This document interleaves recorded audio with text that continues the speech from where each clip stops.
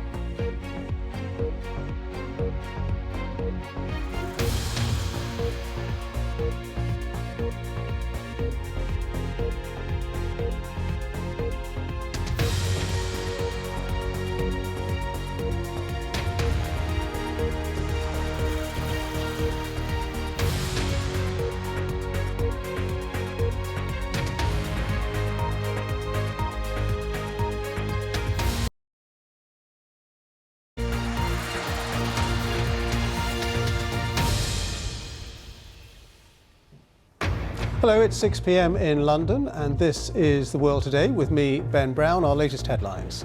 Hamas says it has told mediators that it does accept a proposal for a ceasefire deal in Gaza. This is the scene live in Gaza, where residents have been getting the news of that possible ceasefire deal, and many of them have been celebrating. In other news, John Swinney is the new leader of the Scottish National Party and set to become the next First Minister of Scotland. Don't let our disagreements dominate. Join me as we open a new chapter. UK Prime Minister Rishi Sunak dismisses calls to change course after poor local election results. He says he can make progress with voters before a general election. The Chinese leader Xi Jinping is in Paris, his first visit to Europe for 5 years.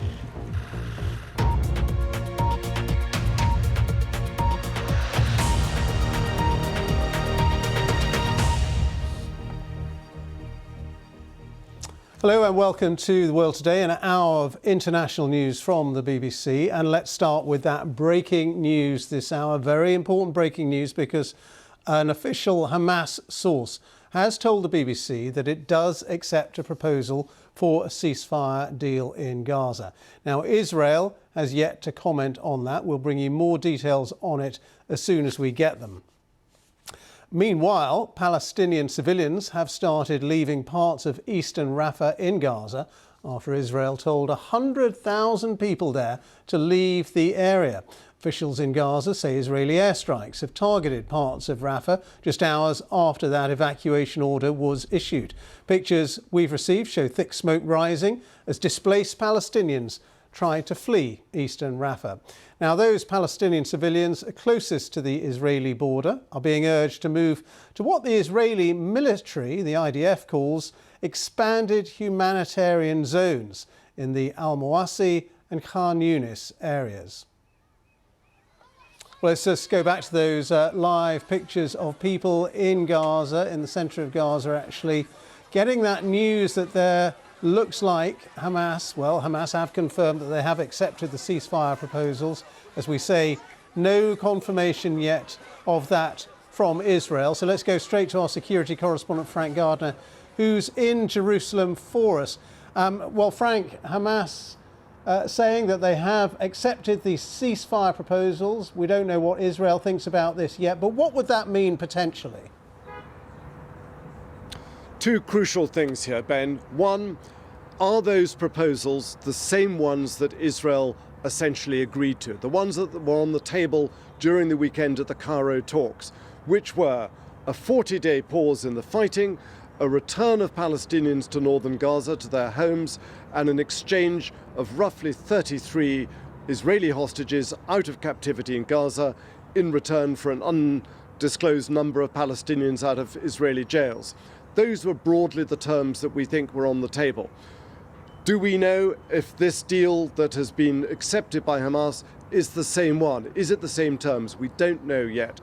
Second thing is Israel going to sign up on this? Is it going to sign up to it? Because if the terms are different, then it's quite possibly going to get rejected by the Israeli side. And those wonderful celebrations you saw there in Rafah and Gaza Strip could be premature. Of course, the Israeli Prime Minister Benjamin Netanyahu is under huge pressure, isn't he, to get the remaining hostages out. And many people would say that a ceasefire deal is the best way to get those hostages out.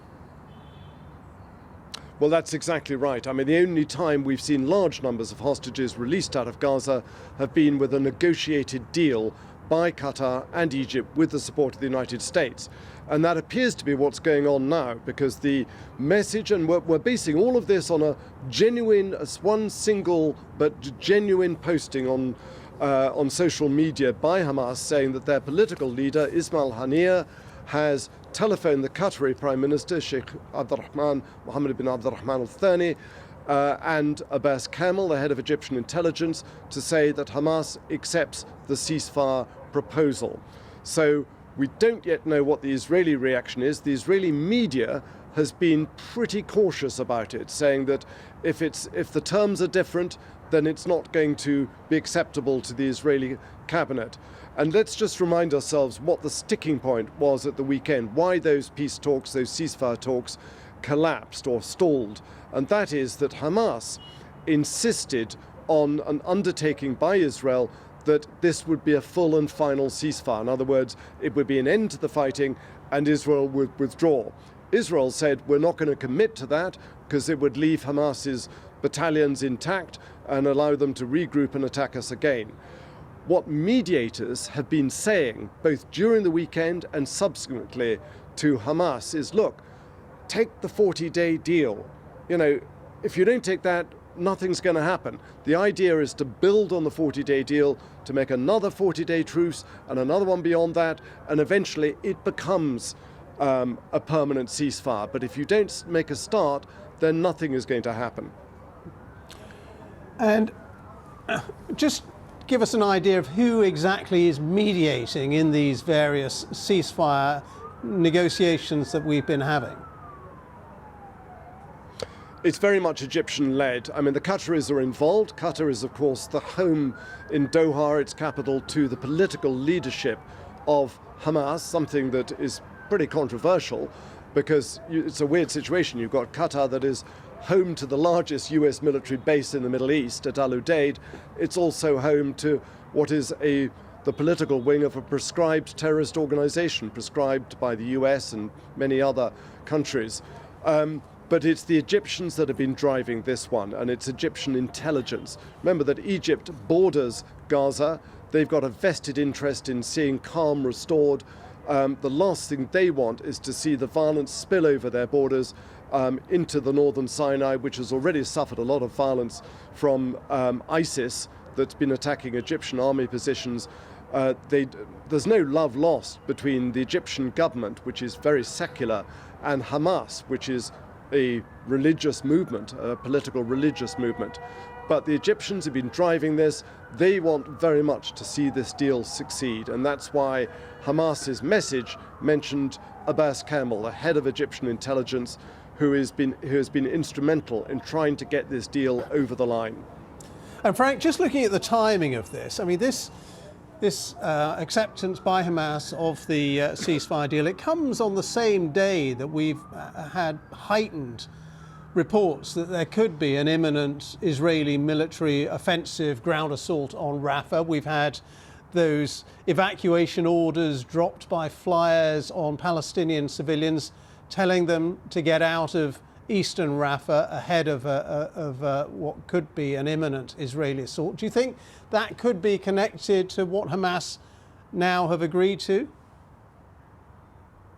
Well, certainly I think hardliners and others in the military here in the Israeli establishment will be saying, you see, military pressure works. The threat of military action has made them capitulate.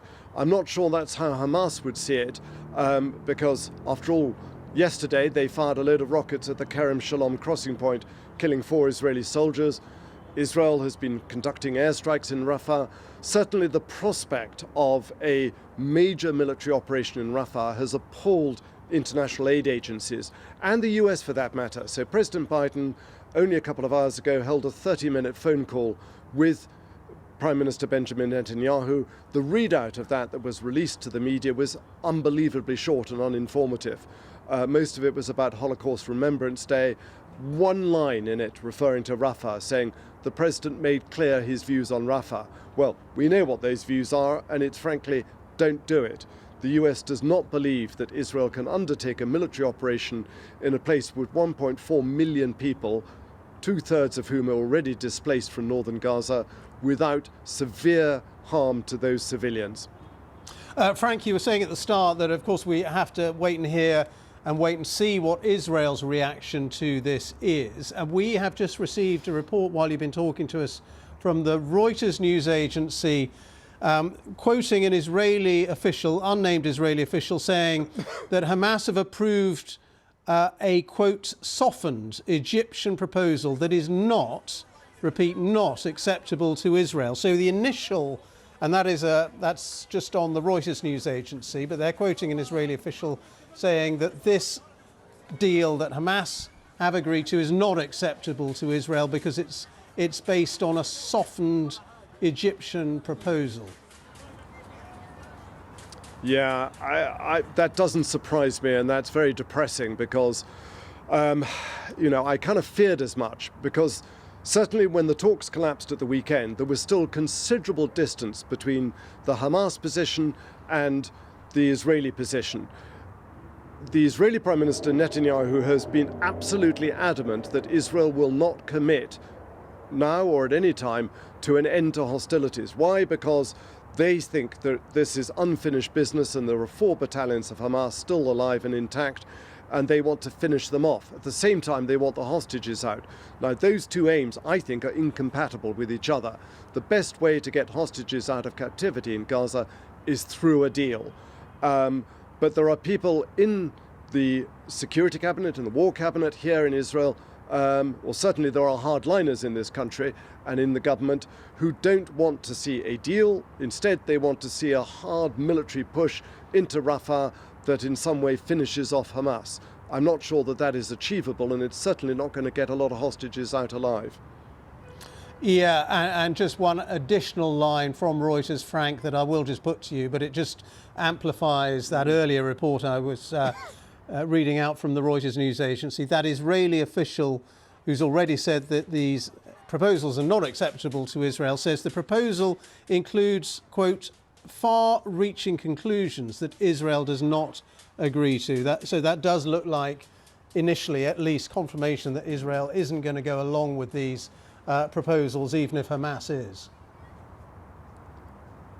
Yeah, I mean, it's almost certainly concerning the end state, because Hamas are saying, look, it's unrealistic to give up their key bargaining chip, the hostages, only to find themselves attacked the very next day. Now, I mean, Hamas is a proscribed terrorist organization. They've committed absolute atrocities in southern Israel on October the 7th, but they've been quite canny militarily, and they are in quite a strong bargaining position because they still hold somewhere upwards of 90 hostages who are thought to be alive. The pressure on Prime Minister Netanyahu here is mounting to get those hostages out. Every night I drive past protesters who are waving banners saying, bring them home, do more, make it a priority. The protesters, and they numbered tens of thousands a couple of nights ago in Tel Aviv, they don't believe that the Israeli government is doing enough to get them out. They don't think it's a priority for this government. They think this government's priority is to get tough on Hamas and fight it and beat it and crush it into the ground, and that the hostages are a secondary priority.